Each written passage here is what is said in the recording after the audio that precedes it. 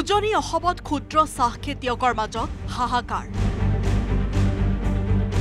অভাৱনীয় হাৰত হ্ৰাস পাইছে কেঁচা চাহপাতৰ মূল্য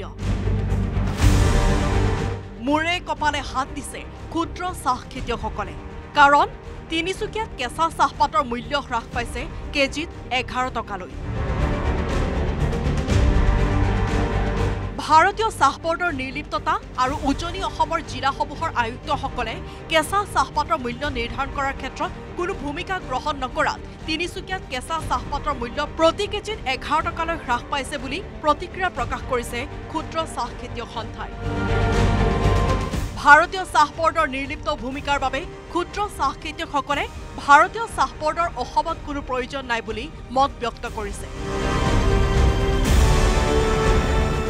সৰকাৰে বাহিৰৰ পৰা চাহ আনিব নেপাল শ্ৰীলংকা কেনিয়া এইবিলাকৰ চাহ যি ভাৰতবৰ্ষত সোমাইছে অসমত সোমাইছে চৰকাৰেতো এইটো ৰখাটো নিচা পাৰি দিছে কম দামত চাহ আহে নিম্নমানৰ চাহ আহে তেতিয়াতো মানুহে সদায় কম দামলৈ গুচি যায় আৰু অসমৰ চাহ ইণ্ডাষ্ট্ৰিটো ক্ষতিগ্ৰস্ত হোৱা মানে আমি 52% উৎপাদন কৰা অসমৰ চাহ ক্ষুদ্ৰ চাহ খেতিয়কসকল তাৰ কাৰণে আমিও চাফাৰ হৈছোঁ তাত চৰকাৰ আৰু ভাৰতীয় চাহ বৰ্ডে সময় থাকোঁতে ব্যৱস্থা গ্ৰহণ নকৰিলে অসমৰ ক্ষুদ্ৰ চাহ খেতিয়কসকলে কঠোৰ আন্দোলনৰ কাৰ্যসূচী গ্ৰহণ কৰিব বুলি হুংকাৰ দিছে একাংশ বটলি ফেক্টৰীৰ ময়মতালি নিয়ন্ত্ৰণ কৰি চৰকাৰক কেঁচা চাহপাতৰ এটা ন্যূনতম মূল্য নিৰ্ধাৰণ কৰিবলৈ দাবী জনাইছে ক্ষুদ্ৰ চাহ খেতিয়কসকলে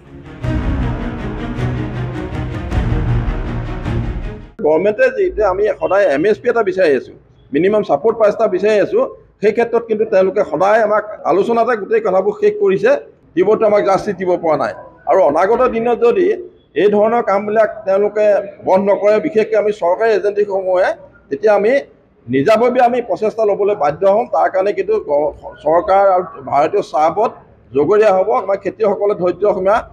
এদিন পাৰ কৰি দিব হয়তো এতিয়াও মানে খেতিয়কৰ সদায় লোকচানত বহিটো সদায় আমাৰ খেতিটো চলি থাকিব নোৱাৰে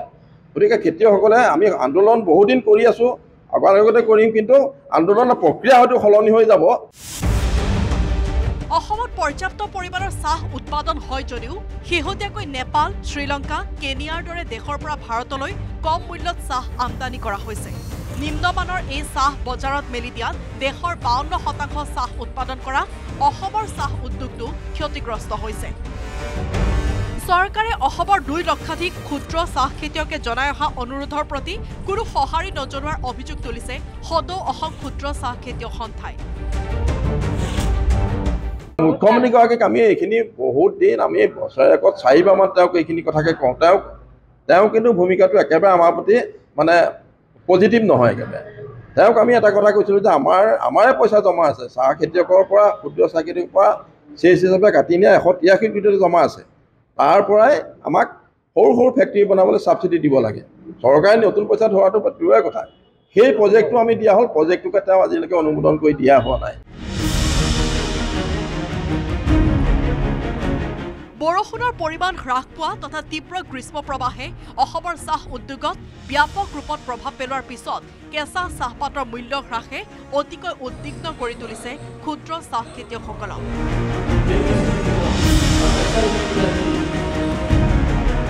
যোৰহাটৰ পৰা গৌতম বৰাৰ report news 18 Assam north east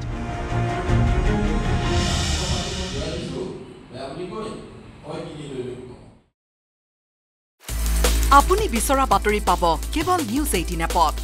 news 18 app download কৰিবলৈ স্কেন কৰক এই QR কোড